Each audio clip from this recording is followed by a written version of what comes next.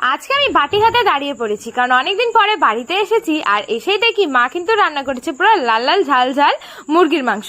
তাড়াতাড়ি করে চলে গেছিলাম রান্নাঘরে, কারণ প্রচন্ড খিদে পেয়ে গেছিল। আর অনেকদিন মায়ের হাতের রান্নাও খাওয়া হয় না।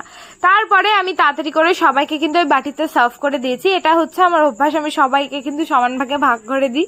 তারপরে কিন্তু মা গরম গরম ভাত সবাইকে সার্ভ করে দিয়েছিল, আর আমি তাড়াতাড়ি করে কিন্তু খাওয়া স্টার্ট করে দিয়েছি। আর এদিকে আমার বোন বসেছিল, ওকে কতক্ষণ আমি সার্ভ করে দেবো, ও খাবে। তো আমার বোরিং লাগছিল, আমি মা আর বোন খাচ্ছিলাম। তারপরে আমি তাড়াতাড়ি করে ছোট বোন আর বাপিকেও ডেকে নিয়েছি। তারপরে মাকে বললাম যে তোমার এত টেস্টি রান্না, তুমি একটু খেয়ে বলো কেমন লেগেছে। মারও তো দারুণ লেগেছে, নিজের প্রশংসা নিজেই করছিল। তারপরে ছোট বোনকে ডাকার পরে ও তো বললো দারুণ রান্না করেছে। আর এদিকে বাপিও কিন্তু খেতে বসে পড়েছে। অনেকে জিজ্ঞাসা করো যে আমার বাপি কেন চামচ দিয়ে খায়, বা হাত দিয়ে কেন খায়। আমার বাপির প্যারালাইজড হয়েছিল 7 বছর আগে, স্ট্রোক করেছিল তখন, তার জন্য ওইভাবেই খায়। তাই মা কিন্তু ভাতটা ভালো করে মাখিয়ে দিয়ে